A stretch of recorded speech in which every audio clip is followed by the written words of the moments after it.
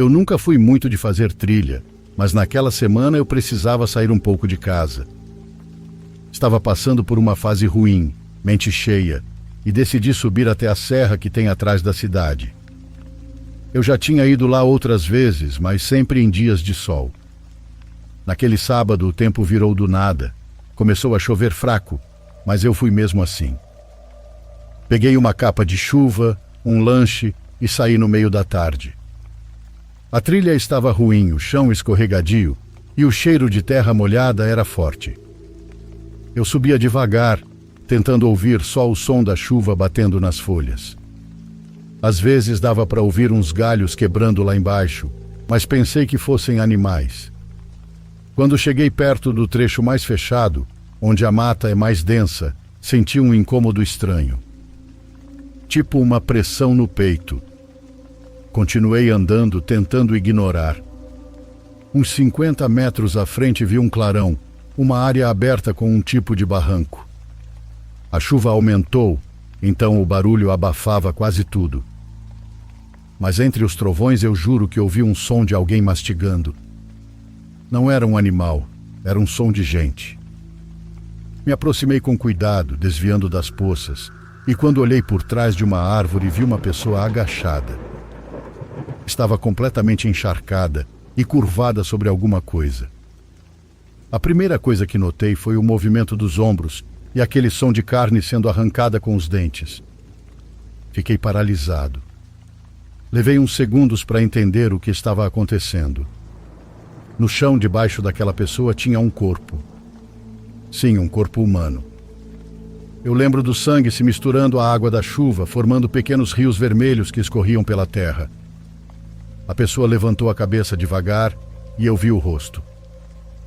Era um homem, magro, com os olhos fundos, totalmente fora de si. Tinha sangue escorrendo pelo queixo, misturado com pedaços de carne. Ele me viu e não disse nada. Depois de alguns segundos, ele simplesmente abaixou a cabeça e continuou comendo, como se eu não existisse. Foi aí que minhas pernas reagiram. Eu dei um passo para trás, depois outro e comecei a correr. Escorreguei, caí, levantei, mas não parei. Eu não sei se ele veio atrás de mim ou se era só a chuva e o vento, mas juro que senti alguém me seguindo até quase o fim da trilha. Quando cheguei na estrada, já estava escurecendo, então não vi ninguém. Fiquei parado, sem saber se devia ligar para a polícia. Aquilo pesou em mim, então acabei ligando, e para meu espanto nunca encontraram nada lá. Demorei uns 2 dias para conseguir voltar a dormir direito. E mesmo assim, de vez em quando acordo no meio da noite lembrando daquela bizarrice doentia. Acho que o pior não foi o que eu vi, mas o que eu senti ao ver aquilo.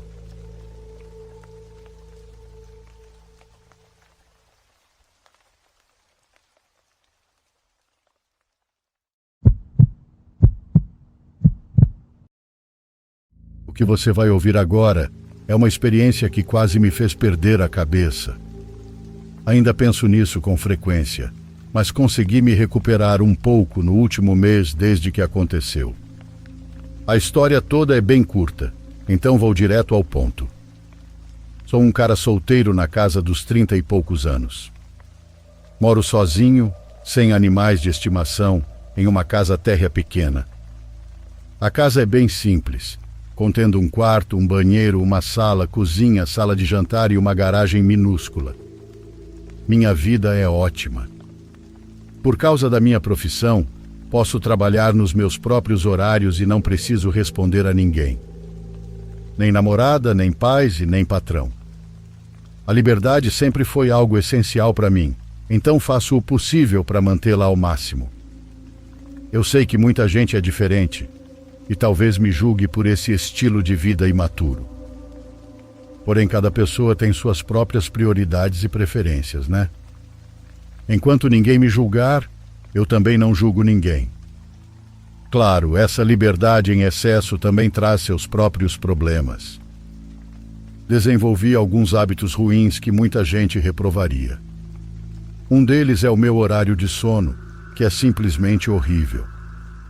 Por algum motivo sou mais produtivo de madrugada, então costumo ficar acordado até o amanhecer e durmo à tarde. É assim que meu corpo funciona, e enquanto eu não for obrigado a mudar, não vejo motivo para isso. Uma dessas noites eu estava acordado até bem tarde, tipo depois das 3 da manhã. Estava sentado à minha mesa, trabalhando no computador. Eu estava totalmente concentrado. Sabe quando você está no auge da produtividade, completamente focado? Era exatamente assim que eu estava. O quarto estava em completo silêncio, só eu, o som do teclado e meu trabalho. E então, do nada, bum! O silêncio foi quebrado pelo som de passos correndo pelo corredor em direção ao meu quarto, seguidos por 3 ou 4 batidas violentas na porta. Batidas ensurdecedoras do tipo que você esperaria ouvir da polícia, invadindo uma boca de fumo. Levantei da cadeira tão rápido que bati o joelho na mesa e derrubei o monitor. Eu estava em choque total, pois aquilo me pegou completamente desprevenido. Imagina estar na sua própria casa, sozinho, às 3 da manhã em silêncio total, e do nada alguém começa a esmurrar sua porta. Foi, e ainda é, a coisa mais aterrorizante que já me aconteceu. Levantar foi uma reação automática. Depois disso, congelei. Fiquei com os olhos fixos na porta, esperando o momento que eu sabia que ia chegar. A porta sendo arrombada e alguém entrando no meu quarto. Eu me via obrigado a lutar contra um estranho no escuro total. Mas isso nunca aconteceu. Não ouvi mais nada. Nem passos se afastando da porta. Era como se eu tivesse imaginado tudo, mas eu tinha certeza absoluta de que não. Não sei quanto tempo fiquei parado ali, mas eu simplesmente não conseguia me mexer. Era como paralisia do sono, só que eu não estava dormindo. E então ouvi passos de novo, agora se afastando rapidamente pelo corredor. Ou seja, alguém realmente esteve lá. Não sei porquê, mas ouvir aqueles passos de novo parece que destravou meu cérebro. Sem pensar, peguei uma garrafa de cerveja vazia da mesa, corri até a porta e saí atrás de quem quer que tivesse invadido minha casa. Nem tentei ser discreto. Comecei a gritar feito um louco, esperando que isso me desse uma dose extra de adrenalina. Corri pela casa inteira gritando, mas não encontrei ninguém. Minha casa não é grande, então não há muitos lugares onde alguém pudesse se esconder. Mesmo depois de verificar todos os cômodos, não havia ninguém. Todas as portas e janelas estavam trancadas, o que tornou tudo ainda mais confuso. Aquela coragem momentânea sumiu completamente e o medo voltou com tudo. Corri de volta para o quarto, tranquei a porta e liguei para a polícia. Enquanto esperava, fiquei em silêncio total, tentando ouvir qualquer som, mas nada aconteceu. Quando os policiais finalmente chegaram, revistamos a casa juntos, mas não encontramos nada. Um deles tentou me convencer de que quem quer que estivesse ali provavelmente já tinha ido embora, mas eu insisti que tudo estava trancado. Ele disse que eu devia ter deixado alguma coisa destrancada sem perceber, e precisei de muita força para não xingar ele ali mesmo. Poxa, eu sei que nada estava destrancado. Mas isso também não explicava como aquela pessoa entrou e saiu da minha casa. A não ser que eu tivesse imaginado tudo, mas eu sei que não.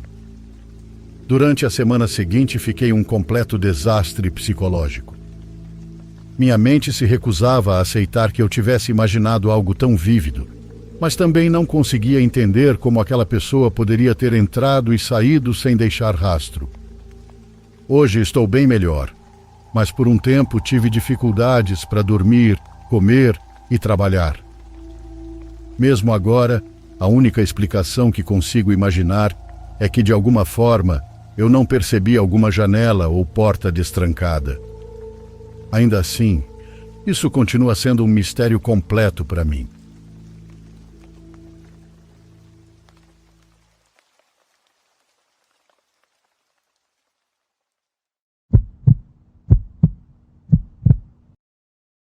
Me chamo Amadeu e quero lhes contar minha triste história. Tenho 63 anos e nasci em um povoado pequeno. Aqui vivi quase toda a minha vida ao lado da minha esposa. Tivemos uma única filha, a quem chamamos de Alice. Ela foi nosso orgulho desde o primeiro dia. Era uma menina tranquila, respeitosa e de bom coração. Desde pequena mostrava interesse pelos estudos e sempre foi responsável. Na escola tirava boas notas e os professores a queriam muito bem. Quando terminou o ensino médio, quis continuar estudando. Naquela época as coisas não eram fáceis, mas fizemos de tudo para apoiá-la. Nisso ela foi para a cidade terminar a faculdade. Não era um curso longo, mas para nós foi uma conquista enorme. Nenhuma das nossas famílias tinha tido uma filha com formação profissional. Quando Alice completou 20 anos, nós compramos um terreno. Não era muito grande, mas era nosso. Como prova do orgulho que sentíamos, colocamos o terreno no nome dela. Pensamos que era um gesto bonito. Jamais imaginamos que aquele papel seria o que nos deixaria na rua anos depois. Nesse terreno começamos a construir aos poucos nossa casa. Era simples, mas feita com muito esforço. Depois de terminar os estudos, Alice voltou ao povoado. Disse que ficaria um tempo para cuidar da mãe, que andava um pouco doente. Agradeci por ela querer nos ajudar, mas aquele tempo foi se prolongando. Um dia conheceu um rapaz chamado Manuel. Era dali mesmo, quieto, mas trabalhador. Ninguém falava mal dele. Com o tempo, tornaram-se namorados. Minha esposa me disse que não gostava muito da ideia de Alice se casar tão cedo. Dizia que ela havia estudado para algo melhor, que tinha lutado tanto para dar-lhe um futuro e que agora parecia que tudo iria por água abaixo. Eu preferi não discutir, então, quando ela nos disse que queria se casar com Manuel, não criamos obstáculos. O casamento foi entre família e alguns amigos. Eles ficaram morando conosco no mesmo terreno. Dormiam no quarto que era de minha filha, e isso não me incomodava. Minha esposa seguia doente e Alice cuidava dela. Manuel ajudava com as despesas, pois trabalhava na roça junto com um amigo. Era um bom rapaz. Chegava cansado, mas sempre respeitoso. Naquele tempo tudo parecia ir bem. Quando nasceu nossa primeira neta, a casa se encheu de alegria. Eu me sentia realizado e minha esposa muito mais. Alice parecia feliz, embora às vezes eu percebesse que discutia com Manuel, mas nada fora do normal. Com o passar dos meses, começaram a ampliar a casa. Fizeram uma pequena cozinha e depois um quarto maior. Isso me deixou contente, pois pensei que o terreno estaria cheio de vida, com minha neta correndo para lá e para cá. Assim os anos foram passando. No total tivemos 3 netos, 2 meninas e um menino. Mas a saúde de minha esposa continuava piorando. A cada dia ela ficava mais cansada, mas eu tentava ajudá-la em tudo. As crianças lhe davam alguma alegria, mas também a desgastavam aos poucos. Às vezes ela os olhava brincando e sorria, outras vezes ficava calada, olhando para o vazio, como se soubesse que seu tempo estava acabando. Chegou um ponto em que já não conseguia se levantar, então passava a maior parte do tempo na cama. Preparamos um quarto especial perto do pátio, onde entrava boa luz. Lá descansava. Os médicos vinham visitá-la, mas cada consulta era pior que a anterior. Minha mulher rezava todos os dias, dizendo que não queria ir embora e que queria ver os netos crescerem. Dizia que eram sua adoração e que queria continuar ao meu lado. Às vezes, entre rezas e sorrisos cansados, brincava dizendo que se ela partisse deste mundo, eu não ousasse procurar outra mulher. Eu ria, dizia que não e que sempre a amaria. E dizia de coração, porque ela foi minha companheira por toda a vida. Nossos netos iam vê-la com frequência e levavam desenhos da escolinha. Mostravam com orgulho. Ela os olhava e seu rosto se iluminava. Mas com o tempo tudo se tornou mais difícil. Os remédios eram caros, eu fazia o possível para consegui-los, Havia dias em que eu sentia que não aguentava mais, mas vê-la tão frágil e ao mesmo tempo tão forte me fazia continuar. Ela nunca reclamava, só pedia que rezássemos juntos antes de dormir. E um dia ela se foi, assim, sem aviso. Depois de tanto sofrimento, minha esposa partiu. Foi uma perda que ainda não consigo aceitar. Eu não estava preparado nem para isso, nem para ficar sozinho. Senti que tudo o que havia construído desmoronava diante de mim. Meus netos choravam, minha filha também, mas ninguém sentiu como eu. Era metade da minha vida que se ia. O enterro foi muito triste e todo o povoado nos acompanhou. Lembro-me de carregar a cruz com o nome dela nas costas. Sentia que o peso não vinha só da madeira, mas de tudo o que havíamos vivido juntos. Naquele momento, ao ver seu túmulo, percebi algo que me partiu a alma. Nunca lhe dei flores em vida, nenhuma sequer. E isso doeu mais do que tudo. Depois que partiu, comecei a ir com frequência ao cemitério. Sentava-me e conversava com ela. Contava como estavam os netos, o que haviam feito na escola e se tinham ficado doentes. Falava de tudo, como se ainda estivesse comigo.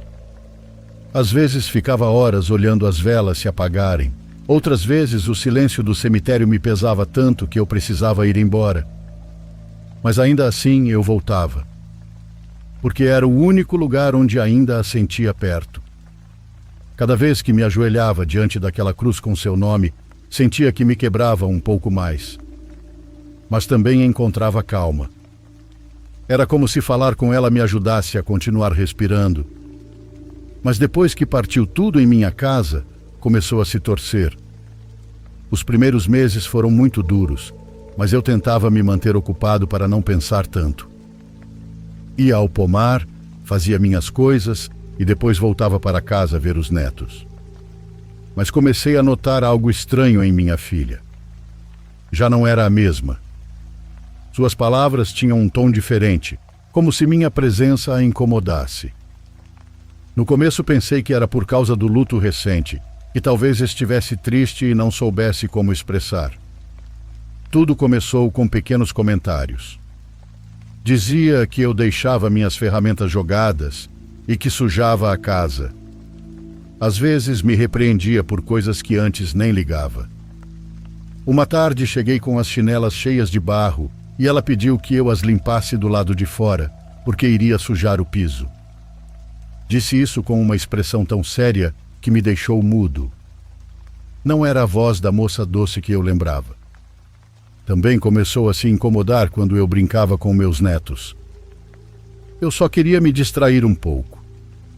Às vezes fazia aviõezinhos de papel ou os carregava nos braços para fazê-los rir, mas ela dizia que as crianças tinham tarefas para fazer e eu não devia tirar-lhes o tempo. Doía ouvir isso. Sentia que o que antes era alegria para todos agora a irritava. A cada dia me sentia mais jogado de lado. Custava-me entender em que momento tudo havia mudado. Talvez a ausência de minha esposa tivesse nos afetado a ambos. Mas enquanto eu buscava consolo na família, ela parecia se afastar. Uma noite cheguei cansado do trabalho e, ao entrar na cozinha, percebi que não havia nada para comer. Pensei que talvez tivessem jantado antes, então procurei algo e comecei a cozinhar. Quando estava quase terminando, minha filha entrou e a primeira coisa que disse foi que eu havia feito uma bagunça, que sempre deixava tudo sujo. Fiquei calado, não quis discutir, mas por dentro senti uma tristeza enorme. Os dias passaram e as coisas pioraram. Já quase não falava comigo e à mesa raramente se sentava. Às vezes as crianças ficavam comigo por um tempo, mas ela as chamava para irem dormir ou fazer outra coisa. Sentia que pouco a pouco eu ia me apagando. Não entendia o que havia feito de errado. Certa vez propus fazer uma prateleira na cozinha para colocar os utensílios. Comentei que eu mesmo poderia instalá-la e que seria útil, pois eu vi na casa do Juninho uma igual. Mas ela me respondeu de maneira grossa: Disse que ia ficar feio, que não queria coisas velhas na casa. Essa frase ficou gravada na minha cabeça. Coisas velhas. Não soube se ela se referia à prateleira ou a mim. Naquela noite, tive dificuldade para dormir. Fiquei pensando em como tudo tinha mudado desde que minha esposa se foi. A casa parecia mais fria, mesmo com gente dentro. Já não havia risadas, só silêncio. Eu tentava manter a calma, mas cada palavra da minha filha doía mais. Um dia decidi perguntar diretamente por que ela estava agindo daquele jeito. Disse que percebia ela diferente e que parecia irritada comigo. Ela só me olhou e disse que eu estava exagerando e que estava tudo bem. Mas o tom dela não era de carinho, era de impaciência. Depois disso, não quis mais insistir. Preferia passar mais tempo na horta ou ir ao povoado fazer compras. Sentia que minha presença incomodava e, embora tentasse me convencer de que era só impressão minha, no fundo eu sabia que não. Houve uma época em que comecei a ir mais ao cemitério. Às vezes nem tinha uma razão clara, só sentia a necessidade de ficar perto da minha esposa. Era o único lugar onde eu podia falar sem medo de que me mandassem calar a boca. Sentava ao lado da sepultura dela, contava meus dias e quase sempre acabava chorando. Sentia que já não era bem-vindo na minha própria casa. Tudo o que antes era meu estava se desfazendo. Cada vez que cruzava a porta, percebia que o ambiente estava diferente. Minha filha falava pouco e já não sorria para mim. Eu tentava manter a calma, mas por dentro doía muito. Um dia comprei doces de abóbora e geleia d'água na praça. Eram os favoritos das crianças. Pensei que ao verem ficariam felizes. Cheguei com um saquinho embrulhado em papel e os distribuí. Meus netos sentaram no chão, felizes. Mas nesse momento minha filha entrou na sala, nos viu e mudou de expressão. Caminhou rápido até eles e, sem dizer muito, tirou os doces das mãos das crianças. Jogou tudo no chão e disse que aquilo fazia mal, que não queria que comessem porcarias. Disse a ela que não exagerasse, que as crianças comiam coisas piores e que até ela mesma dava doces com mais açúcar. Mas ela me olhou com desprezo e disse que eu devia ficar na horta, que toda vez que chegava em casa só causava problemas. Naquela noite me deitei cedo, com uma gastrite nervosa das braba. Não podia acreditar que minha própria filha falava comigo daquele jeito. Os dias seguintes foram ainda mais difíceis. Ela quase não falava mais comigo e Manuel ficava calado, mas dava para ver que também queria que eu fosse embora. Eu sentia que estava sobrando em todos os lugares. Nem os netos podiam se aproximar muito porque ela logo os chamava, dizendo para me deixarem em paz. Até que um dia tudo desabou. Tinha trabalhado o dia inteiro e só queria descansar um pouco, mas vi que minha filha me esperava. Estava sentada à mesa com Manuel. Quando entrei, disseram que precisavam falar comigo. Não imaginei o que viria. Disseram que precisavam de mais espaço na casa e que as crianças estavam crescendo. Com isso, seria melhor eu procurar outro lugar para morar. Pensei que fosse uma piada. Lembrei a eles que aquela casa era minha e da minha esposa, e que nós tínhamos levantado cada parede com as próprias mãos. Mas Alice respondeu com firmeza, dizendo que o terreno estava no nome dela, que por lei pertencia a ela e ao marido. Senti o chão sumir sob meus pés. Não podia acreditar no que ouvia. Disse que não era justo, que não podiam me tirar da casa onde vivia a vida toda. Mas eles insistiram dizendo que era para o meu bem, pois eu andava agindo estranho. Falaram que andava dizendo coisas sem sentido e que eu estava voltando a ser criança. Naquele momento não aguentei mais e chorei. Não de raiva, mas de tristeza. Supliquei para minha filha não fazer aquilo, pois tínhamos acabado de perder a mãe dela. Mas ela não mudou de expressão e disse que era melhor eu procurar um quarto em outro lugar. Falou que podia me ajudar com um pouco de dinheiro e que conhecia gente que alugava lugares. Aquela casa era a única lembrança que eu tinha da minha esposa. Ali tínhamos rido, brigado, sonhado juntos, e agora estavam me expulsando. Naquela noite fiquei sentado no alpendre olhando a escuridão do quintal. Ouvia o vento mexer nas folhas e pensava na minha esposa. Pedi perdão por não ter cuidado do que construímos. Na manhã seguinte, peguei minhas coisas e saí daquela casa sem olhar para trás. Um dos meus irmãos veio me ajudar. Minha filha me deu um abraço, mas eu nem soube retribuir. Sentia que nem conseguia respirar. Tudo o que aconteceu se espalhou rápido, pois em cidade pequena nada fica escondido. Logo, todo mundo sabia e comentava o que minha filha tinha feito. Ninguém acreditava. Diziam que era uma vergonha tirar o próprio pai de casa, que aquilo não tinha perdão. Alguns diziam que quem estava por trás de tudo era meu genro. Outros diziam que ninguém deveria amar mais o cônjuge do que os próprios pais. As pessoas baixavam a voz quando eu passava, mas dava para sentir a pena nos olhares. O filho de um velho amigo me emprestou uma casinha de um cômodo perto da praça, jurando que não cobraria aluguel e que eu ficasse tranquilo.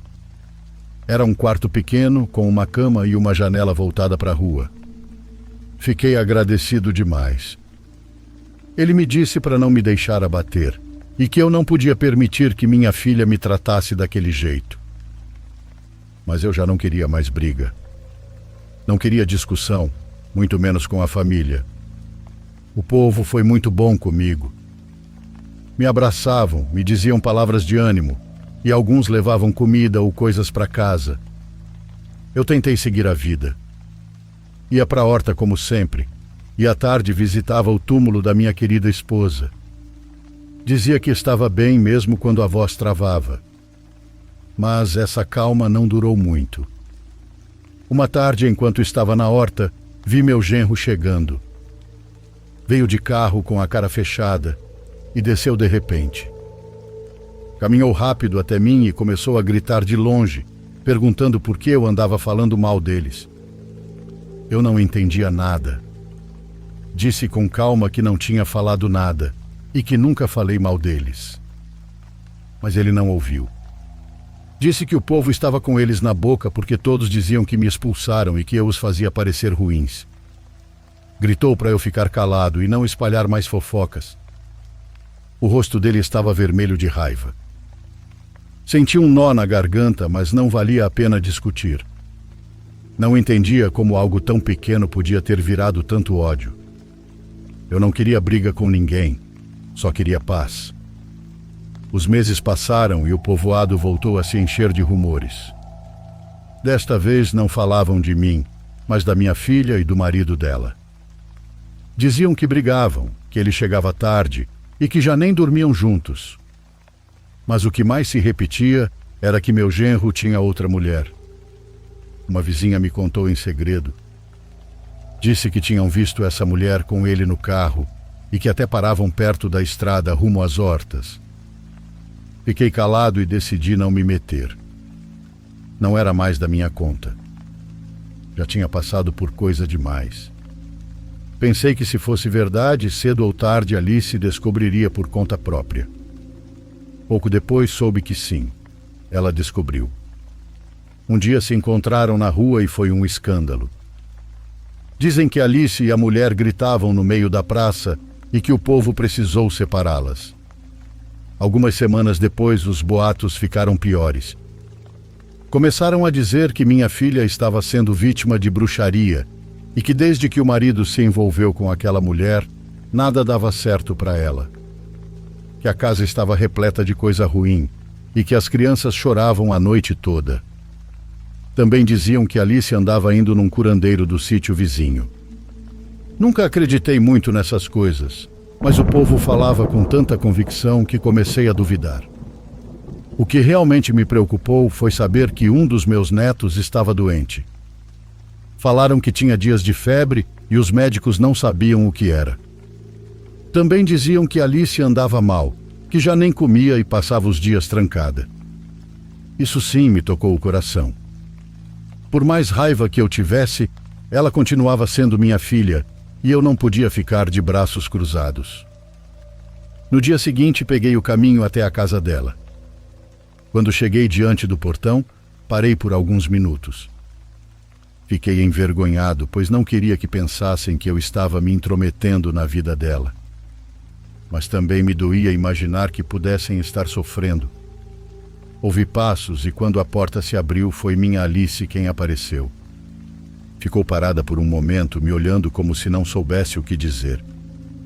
Baixei a cabeça e falei que só tinha ido saber como estavam, que tinha ouvido algumas coisas e me preocupava com as crianças. No começo ela não respondeu, apenas disse que não queria falar sobre aquilo. Notei a voz fraca, os olhos fundos e parecia cansada, como se não dormisse há dias. Depois pediu que eu entrasse. A casa parecia apagada, cheirava a mofo e a lugar fechado. Os cômodos estavam meio escuros e nas paredes havia manchas, como se a água tivesse se infiltrado. Sentei-me à mesa e ela ficou de pé, olhando para mim com os olhos vermelhos. Pai, sinto que estou enlouquecendo, disse ela com a voz triste. Eu não soube o que responder. Segurei sua mão e pedi que me contasse o que estava acontecendo. Foi então que ela me contou tudo. Disse que desde que eu saí de casa, o marido havia mudado. Gritava por qualquer coisa, nada o agradava, e até com as crianças era seu saco de pancadas. Contou que já nem comia com eles, que às vezes chegava bêbado e só procurava confusão. Notei que ela estava com o rosto amarelado, olheiras profundas e os lábios tremendo cada vez que falava. Disse que há alguns meses vinha sentindo um cansaço estranho. Acordava com enjoo, tudo a irritava e as dores de cabeça eram tão fortes que precisava sentar para não desmaiar. Mas o que mais a assustava era outra coisa. Confessou que à noite sentia como se alguém a arranhasse pelo corpo inteiro. Eram arranhões fortes, mas quando se olhava no espelho não encontrava marcas. Nas primeiras vezes achou que fosse um sonho, mas depois começou a acontecer com mais frequência. E não só com ela, uma noite o filho mais novo disse que sentia o mesmo, que algo o arranhava enquanto dormia. A partir daí a casa começou a mudar. Durante a madrugada ouviam-se barulhos, e o cheiro de mofo nunca ia embora. Uma amiga dela recomendou procurar um curandeiro e foi aí que tudo tomou outro rumo. Disse que o curandeiro a limpou e, ao terminar, lhe contou que uma mulher estava fazendo bruxaria contra ela. Aquela maldade não era recente, já a acompanhava havia mais de 2 anos. Eu não soube o que dizer. Ouvia e sentia uma mistura de medo e tristeza. Ela me confessou que foi o marido quem colocou na cabeça dela a ideia de me tirar de casa e que ele insistia que eu não devia mais morar com eles. Dizia que eu atrapalhava, que trazia má sorte e que o melhor seria eu ir embora. E ela, sem pensar, obedeceu. Quando me contou isso, começou a chorar sem conseguir parar. Me abraçou e pediu perdão. Disse que o Senhor também lhe havia dito que a mulher com quem o marido estava queria vê-la destruída. Não só ela, mas também os filhos. Queria acabar com a família inteira. Eu a ouvia sem me mover e cada palavra me doía mais. Não sabia se acreditava em tudo aquilo ou se ela estava perdendo a razão. Disse que via coisas estranhas na casa, mas não quis entrar em detalhes, apenas dizia que tudo estava mal. As crianças adoeciam com frequência. O curandeiro não servia para nada e nada melhorava. Depois ela se ajoelhou diante de mim e pediu perdão de novo. Disse que não entendia como pôde fazer aquilo comigo, que me expulsar de casa foi o maior erro da vida dela. Eu não consegui me conter e a abracei. Disse que não chorasse mais, que tudo ficaria bem, embora nem eu mesmo acreditasse nisso. Senti o corpo dela tremer nos meus braços. Me lembrou tanto quando era criança, quando corria para me abraçar se tivesse medo. E agora estava ali, destruída, pedindo perdão por algo que já não podia mudar. Depois daquela conversa, decidi não deixar minha filha sozinha. Eu não podia, não do jeito que ela estava. Comecei a visitá-la mais vezes, e às vezes, quando havia muito mal, ficava para dormir no sofá ou no quarto das crianças. Ela também começou a me visitar mais. Ia até minha casa com os pequenos, assustada, dizendo que não queria ficar sozinha. Dizia que na casa dela as noites eram insuportáveis. Eu não perguntava muito, apenas a recebia de braços abertos. Fazia café, colocava o pão na mesa e tentava distrair as crianças um pouco. Não queria que percebessem o que estava acontecendo, mas era evidente que as coisas não iam bem. No povoado, as pessoas comentavam. Muitos a olhavam com desprezo e diziam que agora ela estava pagando o que havia feito comigo. Mas eu não queria ouvir isso. Não me importava com o que dissessem. Eu estava feliz por ter minha filha e meus netos por perto novamente, ainda que fosse em meio a tanta dor. Uma das meninas estava doente. No começo pensei que fosse um resfriado, mas a febre não passava nunca. A levavam ao médico toda semana e nada era encontrado. Depois começaram os problemas para andar. A menina tinha só 5 anos e dizia que os pés doíam, que não conseguia se levantar porque sentia que algo a puxava para baixo. Eu tentava animá-la. Às vezes me sentava ao lado e massageava as solas dos pés dela com um pouco de óleo. Os médicos não sabiam explicar, e o curandeiro dizia que tudo fazia parte da bruxaria, que o que estavam fazendo com Alice também estava recaindo sobre as crianças. Algo na presença da Alice também estava diferente. Havia algo estranho nela. Quando entrava em um cômodo, o lugar mudava. Não sei explicar. Não era a mesma rejeição que senti quando me expulsou da casa. Era algo que não vinha dela. Pouco tempo depois, o marido começou a discutir mais com ela, dizendo que eu não devia estar ali, e que desde que eu voltei a visitá-los, tudo só piorava. Uma noite, Alice o colocou para fora, do mesmo jeito que uma vez havia feito comigo. Mas dessa vez, não hesitou. Trancou a porta na cara dele e nunca mais abriu. Desde então, não deixei minha filha sozinha. Dormia na casa, cuidando das crianças.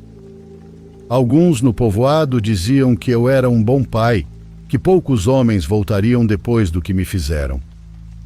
Mas eu não buscava admiração, só queria ver minha família de pé novamente. Todas as noites eu pedia à minha esposa, lá do outro lado, que nos protegesse. Os dias passavam e Alice mal comia. As crianças adoeciam uma após a outra, e eu sentia que tudo o que tocávamos apodrecia. As paredes estavam manchadas de umidade escura, o teto pingava mesmo sem chover, o chão era gelado, e toda vez que eu entrava, sentia um cheiro insuportável, como de ovos podres. Um cheiro que se infiltrava nas roupas, na pele e nos pensamentos. Nenhuma vela e nenhum incenso o tirava. Abríamos as janelas, limpávamos tudo, mas logo o fedor voltava. Parecia vir de dentro das paredes. Havia noites em que eu não conseguia dormir. Sentia que alguém andava pela casa, e enquanto isso a menina piorava. Já não conseguia andar e apenas ficava deitada. O pior de tudo era que a mulher com quem o meu genro estava também tinha filhos. Eram 2 meninos pequenos, um de apenas 2 anos e outro de 1. O marido dela estava em outro estado trabalhando, enviando dinheiro para sustentar a família, e mesmo assim ela se envolveu com meu genro. Era um desastre tudo o que estava acontecendo. Naquele ponto eu já passava muitas noites na casa da minha filha. Não podia deixá-la sozinha nem em brincadeira. Às vezes dormia no quarto com meus 2 netos mais velhos, enquanto Alice dormia no outro quarto com a menina pequena. Não os deixávamos sozinhos, porque ultimamente as crianças andavam muito nervosas. Diziam que sentiam medo, embora não soubessem explicar exatamente de quê. Eu tentava acalmá-los contando histórias antes de dormir, mas dentro de mim algo não estava bem e eu não conseguia descansar. A cada noite me custava mais pegar no sono. O ambiente naquela casa parecia estranho, e era como se algo invisível se movesse entre nós. Numa dessas noites, fiquei encarregado de cuidar das duas crianças. Alice já tinha ido se deitar com a menina. Os pequenos adormeceram rápido e eu apaguei o abajur, mas o sono não vinha. Sentia um formigamento estranho no corpo, como se alguém me observasse. Fiquei imóvel, olhando para o teto. De repente vi algo se mover na escuridão, e era como se alguém estivesse se erguendo lentamente. No começo pensei que fosse uma das crianças sentando-se na cama, mas aquela coisa continuava se levantando, ficando cada vez mais alta. Parou num canto do quarto. A sombra tinha uma presença que preenchia todo o ambiente. Levantei e, nesse momento, as crianças se mexeram assustadas com o barulho. Acendi a luz e não havia nada. Nenhuma sombra e nenhum som. Tirei as crianças do quarto às pressas. As levei até a sala onde Alice dormia. Ela se levantou assustada ao me ver entrar com as crianças chorando. Minha filha ficou pálida. Disse que aquilo era bruxaria e que era isso que estava nos perturbando. Pedi que fôssemos embora naquela noite, que dormíssemos no meu quarto, perto da praça, mas ela se recusou. Dizia que não deixaria que a tirassem dali, e muito menos a mim. Naquela noite terminamos dormindo todos na sala. Alice ficou acordada um tempo na cozinha, olhando para a escuridão. Eu fiquei com ela sentado diante do fogão. De vez em quando me parecia ouvir passos suaves no corredor. Não quis dizer nada, mas sabia que ela também os ouvia. Vi seus olhos se moverem, atentos, como se esperasse que algo aparecesse. O cheiro de mofo estava mais forte do que nunca, misturado àquele odor estranho que já conhecíamos. Depois de tudo o que aconteceu, o padre da comunidade veio à casa para abençoá-la. Já o tinha feito anos antes, quando minha esposa e eu a construímos, mas desta vez o motivo era diferente. A casa parecia doente. O ambiente estava tão pesado que até o pai se mostrava desconfortável enquanto caminhava. Levava um rosário em uma mão e água benta na outra. Rezou em cada cômodo, colocou cruzes nas paredes e pediu que abríssemos as janelas. Mesmo assim, o lugar continuava estranho. Eu rezava todos os dias. Pedia à minha esposa que me ajudasse e que não deixasse nossa família se desfazer. Tudo estava tão triste e distorcido. Cada amanhecer trazia uma nova preocupação. Uma manhã, meu neto amanheceu com marcas na pele. Eram linhas vermelhas e finas, como se alguém tivesse passado um prego em seu corpo. Examinamos bem, e só havia aquelas marcas que ardiam ao toque. Poucos dias depois, a mais velha começou a ter dificuldade para respirar. Um dia na escola, durante a aula de educação física, ela caiu no chão. Desmaiou e começou a ter convulsões diante de todos. Levaram-na às pressas para a clínica, onde ficou 3 dias internada. Os médicos disseram que estava desnutrida e que precisava de vitaminas, mas eu sabia que não era isso. Aquela menina sempre se alimentava bem. Então disse à minha filha que não podíamos continuar morando ali, que o melhor seria irmos todos para minha casinha perto da praça. Ela teimou que não queria, mas depois de ver as crianças daquele jeito, aceitou. Na minha casa as coisas estavam um pouco mais tranquilas, mas às vezes eu voltava sozinho a outra casa. Não conseguia evitar, pois se tratava do lugar onde vivi com minha esposa. Sentava-me na sala ou junto à janela e rezava. Uma tarde, enquanto rezava, senti um movimento no quarto onde dormíamos antes. Olhei de relance e vi uma coisa andando ao redor da cama. Era a mesma silhueta da minha esposa, o mesmo tamanho e o mesmo jeito de se mover. Parava ao lado do toucador, exatamente como ela fazia. Mas algo dentro de mim sabia que não era ela. A presença ficava parada por um momento e depois ria. Era uma risada de quem estava se divertindo com meu medo. Depois batia nas portas repetidas vezes até me fazer estremecer. Sentia que queria que eu me calasse, mas eu não parava de rezar, mesmo com as mãos tremendo e a voz falhando. Às vezes, quando levantava o olhar, podia vê-la de novo. Só de relance, mas a sombra tinha uma cor quase acinzentada. Numa dessas vezes entrei em um dos quartos em plena tarde. O sol entrava pela janela e ela estava ali, sentada na cama, com uma camisola branca igual às que minha esposa usava para dormir. Tinha a cabeça um pouco inclinada e parecia respirar devagar. Fiquei paralisado. Foram apenas alguns segundos, mas que pareceram eternos. A figura levantou um pouco o rosto e vi que não tinha expressão. Era como uma cópia vazia da minha mulher. Então fechei a porta com força e saí correndo da casa. O coração batia tão forte que achei que fosse sair do peito. Fiquei do lado de fora, tentando me acalmar. Alice começou a ter crises de alucinação. Eram tão reais que davam medo. Às vezes dizia ver coisas se movendo, sombras passando e figuras paradas nos cantos. Eu achava que era nervosismo ou cansaço, mas a cada dia piorava. Uma tarde estávamos na minha cozinha tomando café.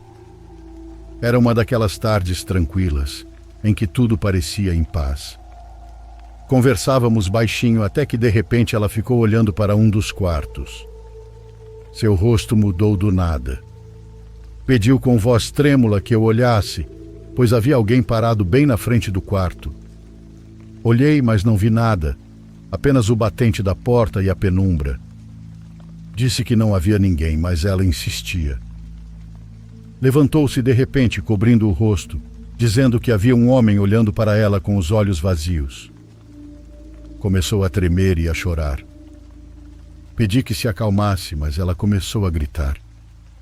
Tive que tirá-la quase à força até a calçada. As pessoas que estavam na praça olharam para nós. Uma vizinha correu para ajudar, tentando acalmá-la. Eu não sabia o que fazer. A abracei forte. Não a mulher em que havia se transformado, mas a menina que um dia foi. Aquela que minha esposa e eu criamos com tanto amor, que sonhávamos ver formada, com um bom emprego e uma casa estável. Eu não podia acreditar que tudo iria terminar assim. No dia seguinte, decidi fazer algo que nunca imaginei que faria. Fui procurar a mãe da outra mulher do meu genro. Ela tinha uma barraca de frango no mercado e me aproximei com o coração apertado. Falei com respeito, quase suplicando. Pedi que conversasse com a filha, que por favor parasse com tudo isso. A senhora me ouviu, depois me levou para um canto atrás de umas caixas. Tinha os olhos vermelhos, como se também não dormisse bem. Disse em voz baixa que não sabia o que estava acontecendo com a filha. Confessou que a filha estava obcecada por aquele homem e que havia se envolvido com coisas obscuras. Garantiu que em sua casa ela tinha uma espécie de esqueleto coberto com um manto branco e que ela mesma tinha medo daquilo, que não era normal. Contou que havia noites em que ouvia a filha falar sozinha. A senhora começou a chorar. Disse que não sabia como ajudá-la e que aquela coisa parecia dominá-la como se a tivesse hipnotizado. Falou que a única coisa que ela fazia era orar, orar e orar, mas nada adiantava. Eu não soube o que dizer. Saí do mercado com um nó na garganta. Caminhei devagar até minha casa, sentindo o peso do mundo sobre os ombros. Os meses que se seguiram foram muito pesados. Tudo parecia se decompor pouco a pouco, como se o mal não quisesse soltar ninguém. Meu genro e aquela mulher começaram a ficar mais agressivos com minha filha. Ele a procurava com frequência para discutir, mandava mensagens e até foi algumas vezes à casa gritar da rua. Dizia que queria recuperar o que era dele e que também havia investido na casa. Para mim, aquilo era uma falta de respeito enorme. Uma tarde apareceu diante do portão e começou a dizer que queria metade do terreno, pois tinha direito. Eu não aguentei, então saí e gritei com ele. Disse que estava muito enganado se achava que íamos dar alguma coisa. Nem minha filha nem eu íamos soltar um centavo. Lembro-me bem desse dia. O tive diante de mim e por um momento senti pena. Ele parecia acabado, como se não dormisse havia semanas. Me olhava com uma raiva que não era normal. Era ódio puro. E depois virava o olhar para minha filha com o mesmo rancor. Não era o mesmo homem que conhecemos. Algo dentro dele havia apodrecido. Nós continuávamos agarrados à fé e por nada no mundo a perderíamos. Todas as noites antes de dormir eu reunia meus netos e rezávamos juntos. Dizia a eles que a avó cuidava deles, mesmo que não pudessem vê-la. Isso parecia dar coragem a eles e começaram a dormir melhor. E pouco a pouco a imagem da avó se transformou em algo bonito, em uma lembrança que lhes trazia paz. Minha filha me contou certa noite que sonhou com ela de pé ao pé da cama, com um sorriso tranquilo. Disse que tudo ficaria bem, que não tivesse medo, que cuidasse das crianças e que em breve tudo se ajeitaria. Ela estava nos ajudando. Eu também acreditei nessa mensagem. No fundo do meu coração, sentia que minha esposa ainda estava ali, nos guiando, protegendo o pouco que restava da nossa família. Apesar de tudo ainda ser difícil, algo dentro de mim dizia que as coisas melhorariam. Mas a vida, de um jeito ou de outro, sempre se encarrega de colocar cada um em seu lugar. Um dia, enquanto eu trabalhava na horta, um vizinho veio correndo. Disse que meu genro tinha sofrido um acidente. Uma caminhonete o atropelou na estrada em direção à nossa casa e destruiu uma de suas pernas. Tudo aconteceu de repente. Eu não soube o que dizer. Fiquei calado, com as mãos cheias de terra, sem conseguir me mover. Não sabia se sentia pena ou alívio. Não sabia se aquilo era justiça ou castigo, se era obra de Deus ou simplesmente o destino. A notícia se espalhou rápido e alguns diziam que ele havia sido um irresponsável ao volante, mas ninguém sabia ao certo. Só sabíamos que o impacto foi forte e que ele nunca mais andaria da mesma forma. Naquela noite, quando cheguei em casa, acendi uma vela diante da foto da minha esposa. Não rezei por ele, nem por vingança, apenas agradeci pela paz que, pouco a pouco, parecia voltar para nós. Olhei minha filha dormindo ao lado das crianças e pensei em tudo o que havíamos vivido, no quanto perdemos, mas também no quanto resistimos. Depois de tudo o que passamos, as coisas começaram a se acalmar. Foi um processo lento, mas pouco a pouco a vida parecia retomar o rumo. Minha filha estava mais tranquila, as crianças voltavam a rir e eu sentia que finalmente podíamos respirar. Um dia decidimos voltar para casa. Não foi fácil. Aquele lugar guardava muitas lembranças, muita escuridão, mas também era o nosso lar. Não queríamos viver com medo para sempre. Antes de nos mudarmos, pedimos que o curandeiro fosse visitá-la. Ele caminhou por todos os cômodos, passando com incenso e arruda. Rezou em voz alta, queimou copal e disse que o ambiente parecia mais leve. Ainda assim, não quisemos confiar apenas nisso. Chamamos também o padre para abençoá-la novamente. Alice chorou enquanto ouvia o padre recitar as orações. Em silêncio, pedi à minha esposa que nos ajudasse, que nos desse uma nova oportunidade. E assim fizemos. Tentamos recomeçar com fé, calma e vontade de deixar tudo para trás. E durante as primeiras semanas parecia que finalmente a escuridão nos havia deixado. Mas enquanto nós encontrávamos tranquilidade, as coisas começaram a ir mal para meu genro e aquela mulher. Por ali começaram a circular rumores cada vez mais fortes. Diziam que ele quase não saía mais e que passava o dia todo deitado por causa da perna. Estava desesperado e não queria ver nem falar com ninguém. Alguns contavam que se ouviam gritos vindos de sua casa, discussões constantes com a nova mulher. Eu não dizia nada, apenas escutava quando os vizinhos comentavam.